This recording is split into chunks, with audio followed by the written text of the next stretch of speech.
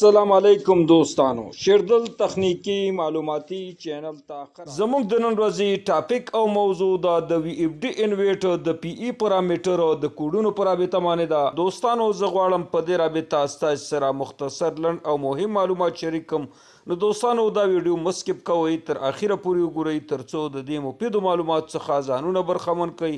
نو دوستانو راځو ټاپک او موضوع ته. دوستانو اکثره ملګري دا شکایت کوي چې زمونږ وی اف ډي انویټر د پی ای پارامټر کوډ په 4,921 او په 3.9 کوډونو باندې نه خلاصیږي. نو دوستانو دا ویډیو د هغه مسلکي برقیانو لپاره ده چې هغه تجربه لري په وی اف ډي انویټرو کې او همداسې په نورمال انویټرو کې چې په دې کې کار او فعالیت اجرا کوي. چیرې دوستانو په دې کې مسلکي برقی نه وي او دې کې بار بار په وی اف ډي انویټر کې پی ای کوډ او دوستانو دا غلط انتخاب کی، نو کېدای شي ستاسو وی اف ډي انویټر دا دوستانو ډیمیج شي، خراب شي او د منځه لاړ شي.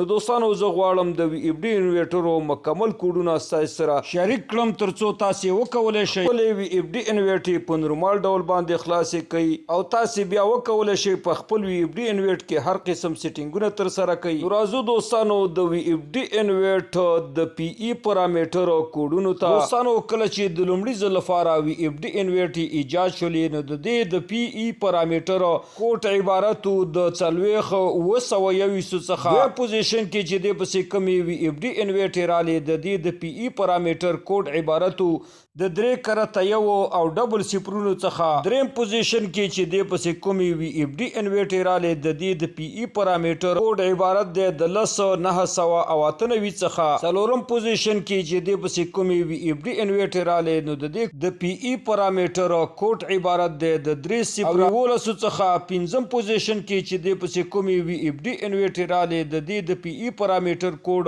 عبارت د 3.1 څخه شپږم پوزیشن کې چې د پسې وروسته کومی وی اف ډي انویټر رالی د دې د پی ای پارامټر کوډ عبارت د 18.50 څخه. دوستانو دلته په یاد ولرئ په ترتیب سره چې هر ځلې وی اف ډي انویټر نوی ایجادي شوي دي نو پخواني د پی ای پروګرام کوډونه دا ورسره دوستانو ډیلیټ شوي دي او د هغې په ځای ورته نوي پی ای پروګرام دپاره کوډونه انتخاب شوي دي.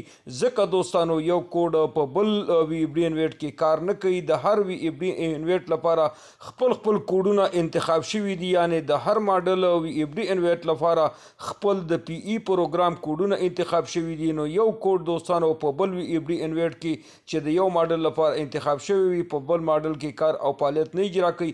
نو ځکه دوستانو د شپږ قسمه ماډلې د وی اف ډي انویټر دا مروج دي نن سبا او د دې هر یو ماډل لپاره دوستانو خپل د پی ای پروګرام لپاره خپل کوډونه دي. نو دوستانو دا وه زموږ د نن ورځې ټاپک او موضوع چې د وی اف ډي انویټر د پی ای پارامټر او د کوډونو په رابطه باندې وه. دوستانو که غواړئ بر تخنیک څخه ځانونه برخمن کړئ او خپل هر قسم برقي وسایل په خپله په خپلو کورونو کې ترمیم او جوړ کړئ. نو دوستانو که تر اوسه پورې مو زما چینل نه وي سبسکرایب کړی نو مهرباني وکړئ زما چینل له سره سبسکرایب کړئ او که دا ویډیو مو خوښه شوي در سره لایک او شیر کړئ د خپل ملګرو سره ترڅو خیر او پیدې ټولو ته ورسیږي. دوستانو ستاسې د توجه او لیدو څخه یو نړۍ مننه. السلام علیکم.